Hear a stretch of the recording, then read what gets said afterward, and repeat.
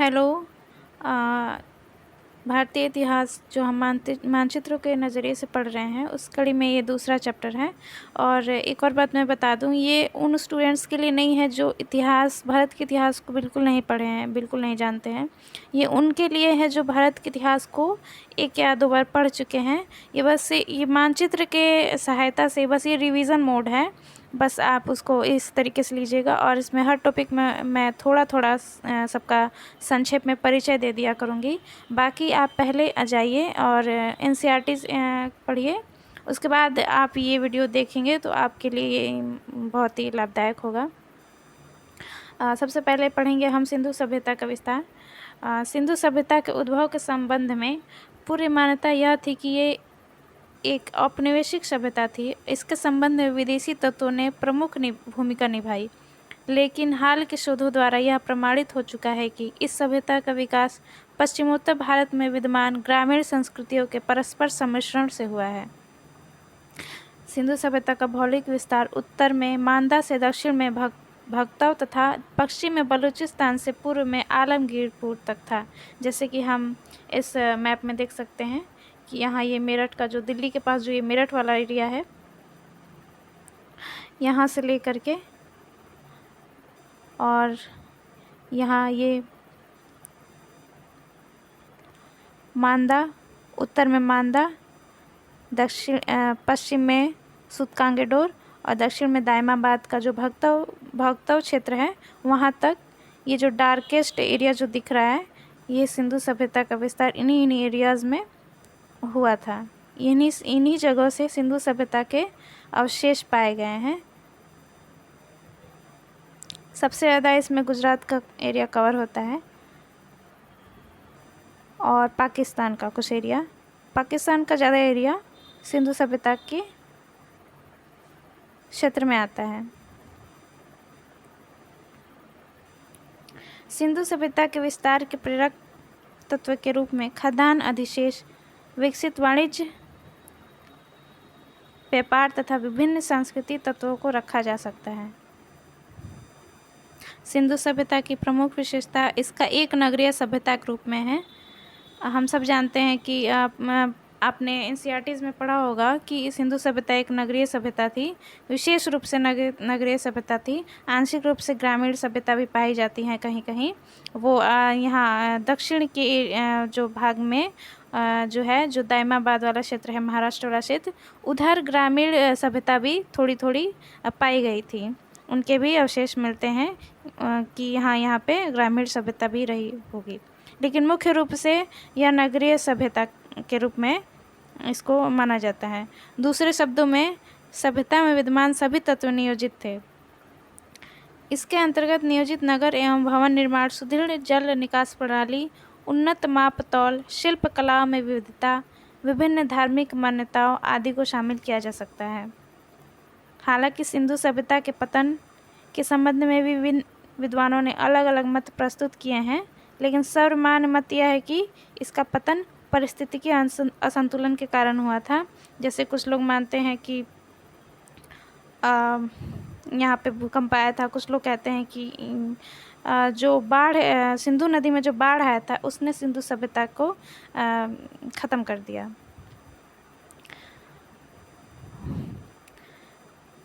सिंधु सभ्यता के कुछ साइटों के बारे में हम लोग पढ़ लेते हैं। सबसे पहले हम मानचित्र में देख लेते हैं सिंधु सभ्यता के कुछ साइट। सबसे पहले है आलमगीरपुर, जो मेरठ के पास, वर्तमान जो दिल्ली और उत्तर प्रदेश के एरियाज़ जो आते हैं, मेरठ वाले एरिया वो है, वहाँ से लेके आलमगीरपुर। फिर ये बनावली जो हरियाणा में है, वर्तमान हरियाणा में, आमरी और बालाकोट। एक एक करके हम इन साइटों के बारे में, इनकी विशेषताएं, यहाँ पे कौन कौन सी चीज़ें पाई गई थी सिंधु सभ्यता से संबंधित, उसके बारे में हम पढ़ेंगे। सबसे पहले हैं आलमगीरपुर। यह स्थल उत्तर प्रदेश के मेरठ जिला में अवस्थित है। यह हड़प्पा संस्कृति की पूर्वी सीमा स्थल है। यहाँ के यमुना पार यह एक हड़प्पाई स्थल है, एकमात्र हड़प्पाई स्थल है यमुना के पार। यहाँ कोई भी मुहर अथवा व्यवस्थित नगर योजना नहीं दिखती है। यहाँ किए गए उत्खनन परिणाम स्वरूप सिंधु घाटी की सभ्यता से संबंधित मृद भांड मनके आदि उपलब्ध हुए हैं। यह हड़प्पा एक हड़प्पा कालीन स्थल है जिसका काल 1800 से 1200 ईसा पूर्व माना गया है। दूसरा साइट है आमरी। यह वर्तमान में पाकिस्तान के सिंध प्रांत में स्थित है। हड़प्पा पूर्व संस्कृति, हड़प्पाई संस्कृति और हड़प्पा पश्चात संस्कृति तीनों के प्रमाण यहाँ मिलते हैं। जो पाकिस्तान वाला जो एरिया है, बलूचिस्तान, सिंध और जो बाकी जो पाकिस्तान वाला जो एरिया है सुदकांगे डोर तक, ये जो एरिया है ये सिंधु सभ्यता का सबसे महत्वपूर्ण एरिया माना जाता है। यहाँ पे पूर्व हड़प्पाई संस्कृति और हड़प्पा के पश्चात वाली संस्कृति तीनों के प्रमाण मिलते हैं। और दूसरा अगला साइट है बालाकोट। यह स्थल पाकिस्तान के बलूचिस्तान प्रांत में स्थित है। बालाकोट हड़प्पा पूर्व संस्कृति एवं हड़प्पा संस्कृति दोनों के साक्ष्यों का प्राप्ति स्थल है एवं समुद्र तटीय नगर है। इसमें कुछ टाइपिंग के मिस्टेक हुए हों तो आप उसको माइंड मत करिएगा, मैं जो बोल रही हूँ उसको आप सुनते रहिएगा। बालाकोट के सबसे ऊंचे स्तर की रेडियो कार्बन 14 जो है जो किसी चीज़ का समय अवधि बताने में मदद करती है। इसी विधि से हम किसी भी चीज़ को पता कर सकते हैं कि यह चीज़ कितनी पुरानी है। आप लोग ने जाना होगा, आप लोगों ने पढ़ा होगा एनसीईआरटीज़ में कि कार्बन 40 विधि क्या होता है। हाँ, बालाकोट के सबसे ऊंचे स्तर की रेडियो कार्बन 14 तिथि 3500 से 3000 ईसा पूर्व के बीच आती है। यहाँ से खुदाई के दौरान पूरी तरह से सुरक्षित एक स्नानागार शौचालय मिला है जिसमें मिट्टी का एक टब ज़मीन में गड़ा हुआ, जिसको आज के समय में हम बाथ टब कह सकते हैं। सोचो उस टाइम भी ऐसा कुछ हुआ करता था, कितने उन्नत रहे होंगे।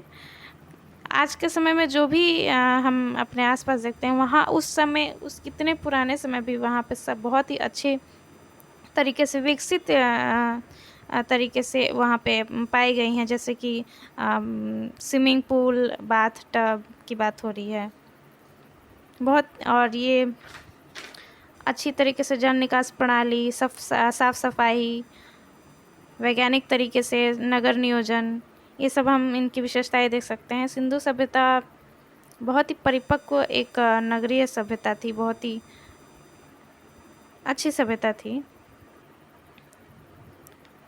इसके बारे में पढ़ने में बहुत मज़ा आता है। यहाँ की साइंस एंड टेक्नोलॉजी का जो यूज़ किया गया है हर नगर नियोजन में, मनोरंजन में, कलाओं में, शिल्प कलाओं में, देखने में पढ़ने में बहुत अच्छा लगता है। ठीक है, आगे हम पढ़ते हैं।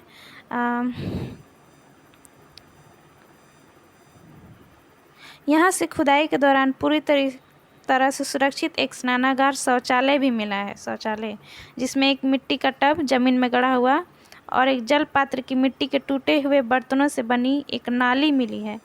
आपने देखा होगा पहले के टाइम में हम मिट्टी के जो खपड़े होते थे उनकी नालियाँ बनाई जाती थीं, तो इस टाइप की नाली उन दिनों में भी उस टाइम में भी बनाए जाते थे और इसके साक्ष्य मिले हैं बालाकोट से। अगला साइट है बनावली। हरियाणा के हिसार जिला में यह अवस्थित है। हड़प्पा कालीन एक प्रमुख नगर जिसकी खुदाई 1973 से 74 ईस्वी में रविंद्र सिंह बिष्ट ने किया था। यहाँ की खुदाई से हड़प्पा कालीन महत्वपूर्ण अवशेष मिले हैं। यहाँ सड़क, नालियाँ, जौ के दाने के अवशेष भी मिले हैं। यहीं के सड़क पर बैलगाड़ी के पहिए के निशान मिले हैं। यहाँ से जौ के प्रमाण मिले हैं। जौ की बाली, जौ का बाली मतलब छोटा अंकुर जो फूटता है, जो अभी शिशु अवस्था में रहता है, जौ के फर, उसके प्रमाण यहाँ से मिले हैं, जिसे यह दर्शाता है कि यहाँ के लोग इसे जौ को प्रयोग में लाया करते थे।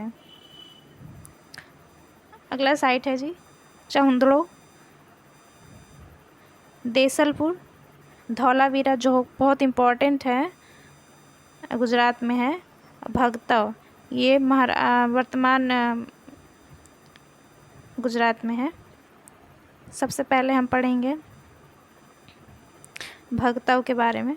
भगतव यह स्थल महाराष्ट्र में तापी नदी व कीम नदी के संगम के मुहाने पर अवस्थित है। हड़प्पा संस्कृति का दक्षिणतम स्थल यही माना जाता है। यहाँ से कई हड़प्पाई संस्कृति के अवशेष प्राप्त हुए हैं। चहुंदड़ो हड़प्पा कालीन नगर जो मोहनजोदाड़ो से 130 किलोमीटर दक्षिण में स्थित है। इस स्थल की खुदाई मोर्टिमर व्हीलर ने 1931 में की थी। यहाँ सिंधु सभ्यता के अवशेष मिले हैं, जिनमें मनका बनाने का उद्योग प्रमुख है। चूड़ी उद्योग भी यहाँ हुआ करता था। यहीं से एक ईंट पर खरगोश को पीछा करते हुए बिल्ली के पैर के निशान मिले हैं। यहाँ से सिंधु सभ्यता के शिल्प कर्म की जानकारी मिलती है। यह सिंधु सभ्यता का परिपक्व अवस्था वाला नगर है।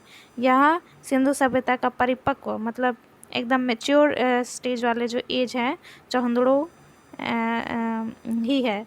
यहाँ पर सबसे ज़्यादा मतलब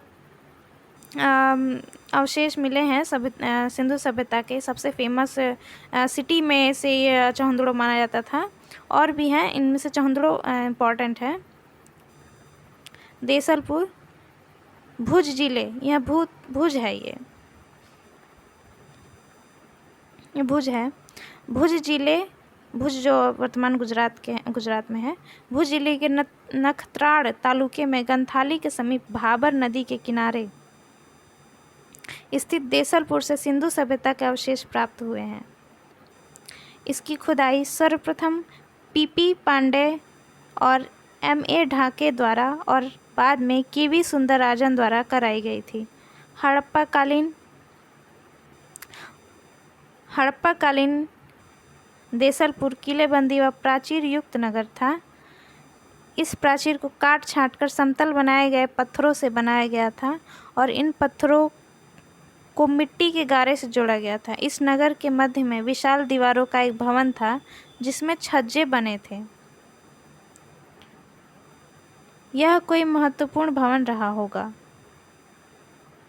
अगला है धौलावीरा। यह गुजरात में स्थित है। सन 1990 से 1991 में भारत में जेपी जोशी द्वारा खोजा गया नवीनतम स्थल है। धौलावीरा सिंधु सभ्यता के सभी प्रमुख व्यवस्थाएं जैसे शहरी योजना, जालीदार बनावट, निकास व्यवस्था आदि यहाँ की विशेषताएं हैं। यह शहर 3 भागों में बटा हुआ था, जिसमें शहर के मध्य से नदी गुजरती थी। इस तीन भाग में से 2 भाग आयताकार दुर्गबंदी या प्राचीर द्वारा पूरी तरह सुरक्षित थे। इस प्राचीर युक्त क्षेत्र का नाम मध्यमा दिया गया है। धौलावीरा जैसी नगर योजना सिंधु सभ्यता के किसी भी स्थान पर नहीं पाई गई है। यह स्थल गुजरात में पाया जाने वाला सबसे बड़ा सिंधु सभ्यता के नगरों में से एक है। यहाँ से एक साथ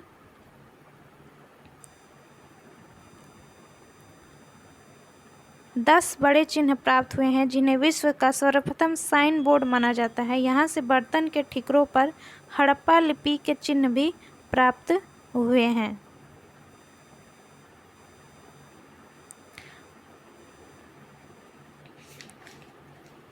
आगे हम पढ़ेंगे हड़प्पा।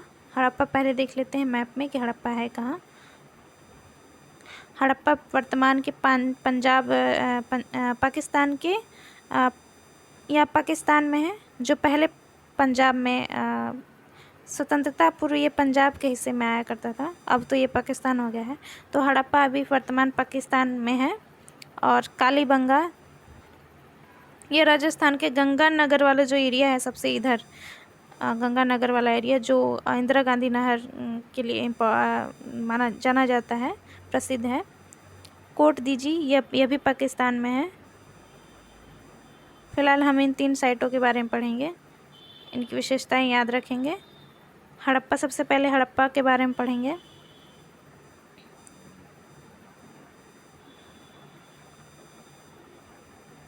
यह स्थल पाकिस्तान के पंजाब प्रांत के मोंटगोमरी जिला में रावी नदी के बाएं तट पर अवस्थित है।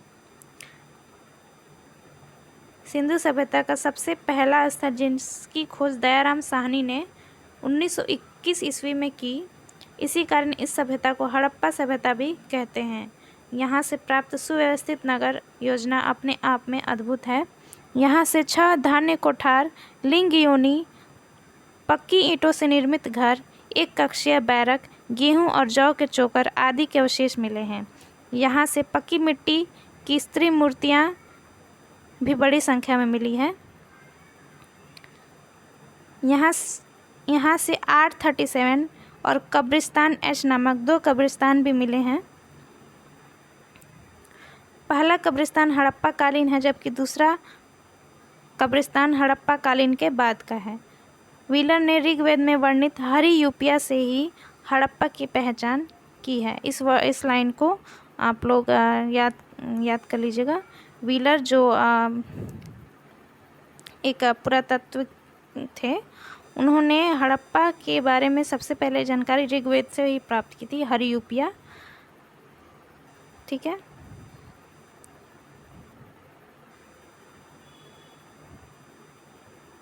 ये कोट दीजिए, 1 मिनट।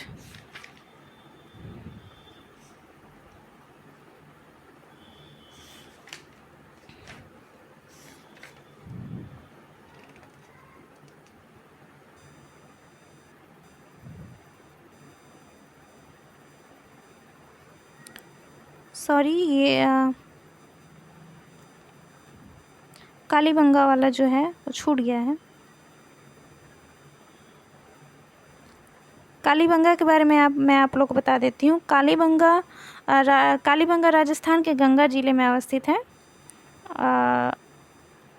बीबी लाल सिंह एवं बीके थापा ने इसकी खुदाई करवाई थी। हड़प्पा सभ्यता के अन्य स्थलों की तरह यहाँ न तो पक्की ईंटों के बने भवन मिले हैं, ना ही जल निकासी की उत्तम व्यवस्था मिली है। यह हड़प्पा एवं पूर्व हड़प्पा कालीन अवशेष प्राप्त हुए हैं यहाँ पर, जिनमें जुते हुए खेत का साक्ष्य मिला है, जिसका समय 4000 BC बताया जाता है। सुव्यवस्थित नगर योजना, नगर दुर्ग समानांतर चतुर्भुजाकार कच्ची ईंट के बने चबूतरों पर एक ही पंक्ति में 7 अग्निकुंड पाए गए हैं कालीबंगा से। कालीबंगा में तंदूर, घरों में कुआं, धान्य कोठार व पत्थर व तांबे के उपकरण के अवशेष भी मिले हैं। उसके बाद हम पढ़ेंगे कोट दीजी के बारे में। कोट दीजी, सॉरी, ये थोड़ा सा टाइपिंग में मिस्टेक हो गया है, इसलिए मैं कह रही हूँ कि जो मैं बोल रही हूँ उसको आप सुनते रहिए। ये वर्ड गलत है। ये इसके जगह है पाक हड़प्पा तथा हड़प्पा कालीन स्थल सिंधु नदी के बाएं तट पर मोहनजोदड़ो से 50 किलोमीटर दूर अवस्थित है। F.A. खान ने यहाँ की खुदाई 1955 से 1957 ईस्वी में करवाया। यहाँ पूर्व हड़प्पा के साक्ष्य मिले हैं। यहाँ पर पत्थरों के प्रयोग की बहुतायत थी, पर यहाँ दुर्ग के कोई साक्ष्य प्राप्त नहीं हुए हैं। कोट दीजी में हड़प्पा सभ्यता की विशिष्ट विशेषताएं विद्यमान थी। यहाँ सुव्यवस्थित नगर योजना, पत्थर की नींव से बने मकान, कच्ची ईंटों की दीवार आदि प्राप्त हुए हैं। एक बार फिर से हम हड़प्पा, कालीबंगा और कोट दीजी का मैप में देख लेते हैं इनका।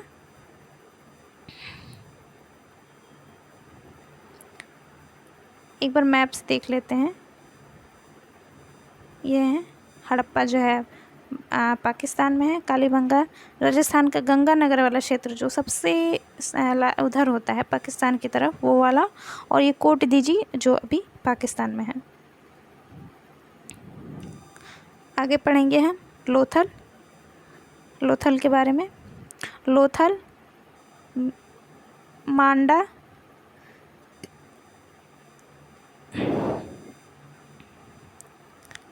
मिताथल और मोहनजोदाड़ो, ये 4 साइटें हैं। मांडा जो है अभी ये जमुना बोल रही हूँ, ये चिनाब नदी के तट पर अवस्थित है। चिनाब नदी जम्मू कश्मीर में, ये चिनाब नदी के तट पर अवस्थित है। मिताथल ये अभी हरियाणा में है, वर्तमान के हरियाणा में है, आप इसका स्थान याद कर लीजिए। और मोहनजोदाड़ो ये है पाकिस्तान के सिंध प्रांत के लड़काला ज़िले में अवस्थित है मोहनजोदाड़ो। आप ये 3 साइट को देख लीजिए अच्छे से। और लोथल जो है ये बहुत इम्पॉर्टेंट है। ये गुजरात के अहमदाबाद ज़िले के भोगवा नदी के किनारे पर अवस्थित है। ये ज़्यादातर जो साइटें हैं वो तट पर ही गुजरात के तट पर ही विकसित हुए थे। इसका मतलब ये हुआ कि यहाँ पे व्यापार वाले कार्य भी किए जाते थे बंदरगाहों से। सबसे पहले हम पढ़ेंगे लोथल के बारे में। ये रहा जी। सन 1957 में S.R. राव द्वारा खोजा गया यह स्थान गुजरात के अहमदाबाद ज़िले में भोगवा नदी के किनारे स्थित है। यहाँ की प्रमुख खोजें हैं कृत्रिम बंदरगाह फारस की खाड़ी में जो है, फारस की खाड़ी की मोहरें कृत्रिम बंदरगाह यहाँ पे खोजे गए। मैंने पहले बताया लोथल जो है एक तटीय क्षेत्र है, वहाँ पे कृत्रिम बंदरगाह बनाए गए थे, मतलब मानव द्वारा बंदरगाह बनाए गए थे। और सोचो उस टाइम के साइंस एंड टेक्नोलॉजी कितना आगे हो रहा होगा। कृत्रिम बंदरगाह अपने आप में एक बहुत बड़ी बात है। आज के टाइम में हम उतना भी आगे नहीं पहुँचे हैं जितना हम पहले थे। और फारस की खाड़ी की मोहरें प्राप्त हुई हैं। इसका मतलब ये हुआ कि हमें फारस के देशों के साथ उस समय में व्यापार हुआ करते थे। ठीक है। सिखों के गहने बनाने वाले दुकान, मोती बनाने वाले दुकान, धातु का काम करने वालों की दुकान, अग्नि विद्या, एक व्यापारी का घर और गोदाम आदि प्राप्त हुआ है। यह सुनिश्चित ढंग से बसा आवासीय क्षेत्र चतुर्दर्शिक सुरक्षात्मक प्राचीर से परिवेष्टित था। सैनिक की सीधी एक मिनट, टाइपिंग थोड़ी गड़बड़ हो गई है।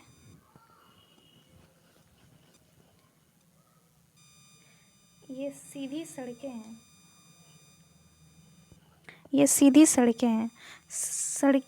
सड़कों के सीधी होने के कारण नगर कई उप विभागों में विभाजित था। अगला है मांडा। यह स्थान, यहाँ टाइपिंग बहुत गड़बड़ हुआ है, मैं जो बोल रही हूँ उसको आप सुनते रहिए। यह स्थान जम्मू के निकट चिनाब नदी के तट पर अवस्थित है। यह हड़प्पा संस्कृति का सबसे उत्तरी स्थल यहाँ है। यहाँ की खुदाई से पूर्व हड़प्पाई और हड़प्पाई अधिवासों का पता चलता है। कुषाण कालीन की भी कुछ पुरावस्तु यहाँ से प्राप्त हुई हैं। यहाँ से त्रिकोणात्मक संस्कृति व दो तरफ घूमी हुई मूठ की तांबे की पिन प्राप्त हुई है, जो इसके पश्चिमोत्तर संबंध को दर्शाती है। पश्चिम से इसके संबंध को दर्शाती है। मांडा की बात हो रही है। और अगला है मिताथल, जो मैंने पहले बताया कि हरियाणा के हिसार ज़िले में है। हरियाणा के हिसार ज़िले में इस स्थान से हड़प्पा कालीन सभ्यता के प्रमाण मिले हैं। इसकी खुदाई 1968 ईस्वी में की गई है। हड़प्पा नगरों के समान ही यह नगर भी 2 भागों में विभाजित था। नगर योजनाबद्ध तरीके से बसाया गया लगता है। चौपड़ की बिसात के नमूने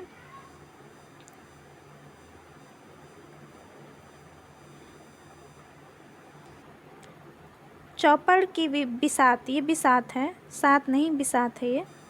नमूने और सड़कें और गलियों के दोनों ओर घर बसे हुए थे, जिसके बनाने में कच्ची ईंटों का प्रयोग किया गया था। ऐसी ही ईंटें कालीबंगा से प्राप्त हुई हैं। यहाँ से कई प्रकार के मृदभांड भी प्राप्त हुए हैं। अब पढ़ेंगे मोहनजोदड़ो। मोहनजोदड़ो बहुत ही इम्पोर्टेंट है। मोहनजोदड़ो यह स्थल सिंध के लड़काना ज़िले में स्थित है। सिंध ये पाकिस्तान का एक प्रांत है। 1922 ईस्वी में रखालदास बनर्जी ने खुदाई कर इसकी खोज की। उत्खनन के दौरान नगर निर्माण के 9 चरण पाए गए। यह सिंधु सभ्यता के सर्वाधिक बड़े नगरों में से एक है। सिंधु सभ्यता के अन्य नगरों की भांति यह भी दो भागों में विभाजित है, परंतु यहाँ निचले नगर में हड़प्पा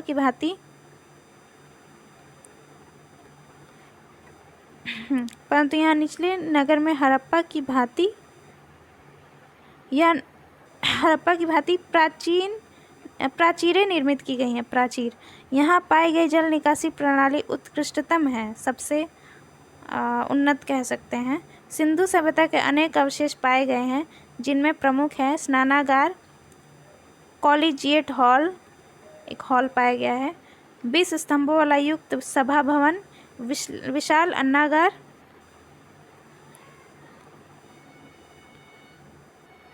ढकी हुई नालियाँ, मातृ देवी की मूर्ति, पशुपति की मुहर, मुहर पर उत्कीर्ण सांड, सूती वस्त्र का टुकड़ा, कांसे की नृत्य करती स्त्री मूर्ति आदि पाई गई हैं।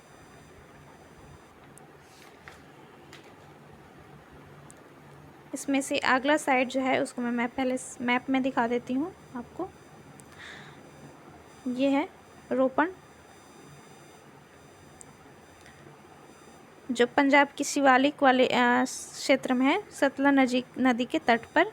यहाँ से ये जो सतलज नदी आप देख सकते हैं, ये सतलज नदी आ रही है, इसी के किनारे रोपण अवस्थित है। और दूसरा है राना घुंडई, जो अभी पाकिस्तान में है, वर्तमान के पाकिस्तान में। रंगपुर, रोजदी, और यहाँ पे लोथल था जो हम पहले पढ़े, यहाँ पे अहमदाबाद के पास। और ये रंगपुर, ये सब भी तटीय क्षेत्र हैं, और यहाँ पर भी ये विशेषता है कि यहाँ पर भी बंदरगाह पाए गए होंगे। अब एक एक करके हम सबके बारे में कुछ विशेषताएं पढ़ लेते हैं। सबसे पहले हैं राना घुंडई। सिंधु सभ्यता कालीन यह स्थल उत्तरी बलूचिस्तान में अवस्थित है। इसकी खोज राश महोदय ने किया। उनके अनुसार यहाँ की संस्कृति 5 चरणों में बटा था। पिगोट महोदय ने इसे क्षोभ संस्कृति का स्थल कहा है। अगला है रंगपुर। यह स्थल गुजरात के काठियावाड़ प्रायद्वीप में भावर नदी के तट पर अवस्थित है। यहाँ की खुदाई से सिंधु घाटी सभ्यता के कुछ अवशेष प्राप्त हुए हैं। इन अवशेषों के अध्ययन से हड़प्पा सभ्यता के उत्तरावस्था के दर्शन होते हैं। यहाँ मिलने वाले अवशेष सिंधु सभ्यता के विकसित स्वरूप की ओर इशारा करते हैं। यहाँ के दुर्ग निर्माण में कच्ची ईंटों का प्रयोग होता था। यहाँ धान की भूसी के अवशेष भी मिले हैं। अगला है रोजदी। यह हड़प्पा कालीन स्थल रोजदी आधुनिक गांव से, यह हड़प्पा कालीन स्थल रोजदी के आधुनिक गांव से, जो आधुनिक में भी मतलब रोजदी ही नाम है इसका, वहाँ से 2 किलोमीटर पश्चिम में भादर नदी के किनारे, राजकोट से 50 किलोमीटर दक्षिण में स्थित है। गुजरात में है रोजदी। इस स्थान पर उत्खनन के हड़प्पा कालीन बस्ती के अवशेष मिले हैं, जहाँ से कच्ची ईंटों के बने चबूतरे,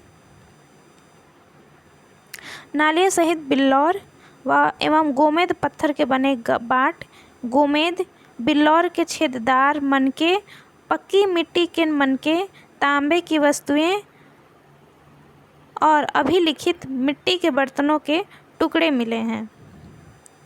अगला है रोपण। रोपण मैंने आपको दिखाया था, ये सतलज नदी के किनारे जो पंजाब में स्थित है। रोपण के बारे में पढ़ेंगे। यह स्थल पंजाब के शिवालिक श्रृंखला में सतलज नदी के तट पर अवस्थित है। यह ए घोष एवं वाई.डी. शर्मा द्वारा क्रमशः 1935-1963 में इस स्थल की खुदाई की गई। 6 संस्कृतियों के अवशेष इसी स्थल से मिले हैं। ये ऐसा साइट है जहाँ पे 6 प्रकार की संस्कृति के अवशेष मिले हैं।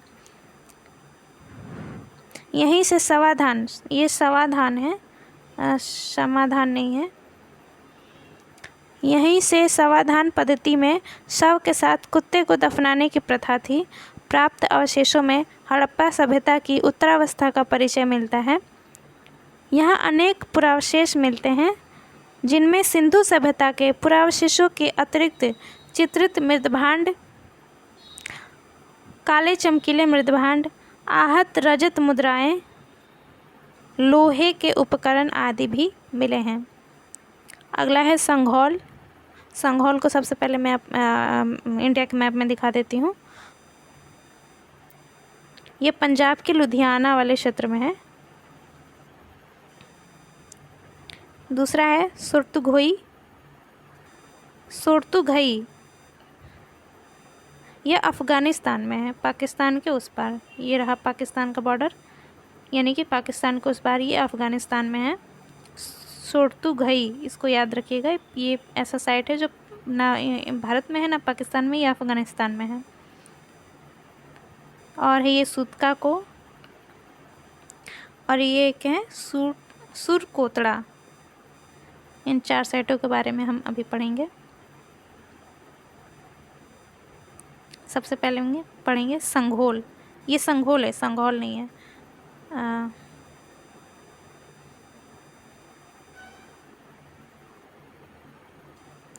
यह लुधियाना जिला पंजाब में अवस्थित है। यह उत्तर हड़प्पा कालीन स्थल था। अग्निकुंड के साक्ष्य यहाँ से मिले हैं। पूर्व कुषाण कालीन बेलनाकार स्तूप, बेलनाकार स्वर्ण मन के गोडो फर्निस, जो एक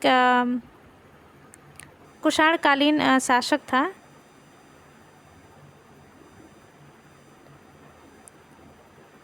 गोडो फर्निस का मिट्टी से निर्मित सिक्का बनाने का सांचा प्राप्त हुआ है। यहाँ से टकसाल के अवशेष भी मिले हैं। टकसाल आप लोग समझते होंगे। यहाँ पर मथुरा कलर का केंद्र भी केंद्र था।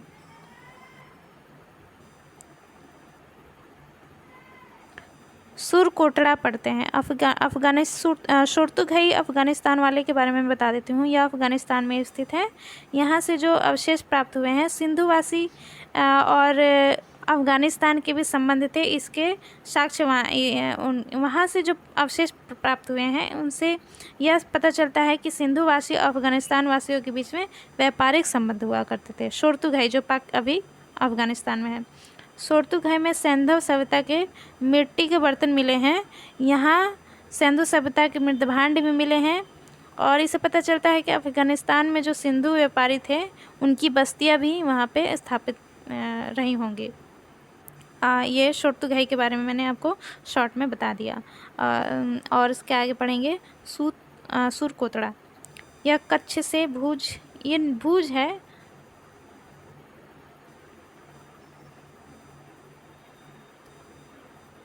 ये भुज है, न्यूज़ नहीं है।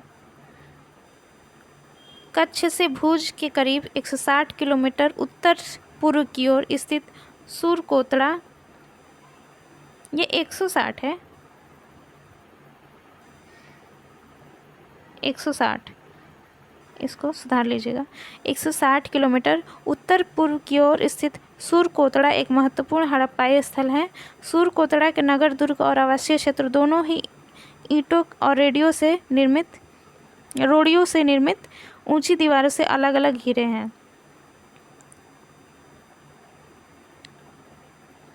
ये वीडियो नहीं है, रोड़ियों है, रोड़ी। सुरकोतड़ा में प्राप्त पुरावस्तुओं में बिना पशु के किंतु हड़प्पाई लिपि समेत एक मृड़ मुहर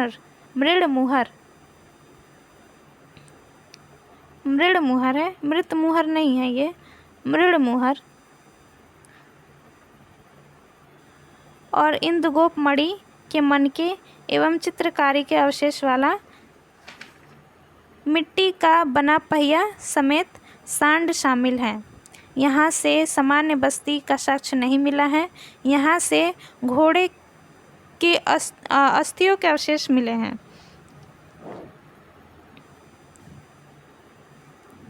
यहाँ से घोड़े के अस्थि, ये अस्थि है, अस्थि के अवशेष मिले हैं जो संभवतः 2000 साल ईसा पूर्व के हैं। हमारा आखिरी और लास्ट साइट है सूतका को। यह एक महत्वपूर्ण हड़प्पा स्थल है। यहाँ से प्राक हड़प्पा अवशेष प्राप्त नहीं हुए हैं। यह नगर 2 भागों में विभक्त था।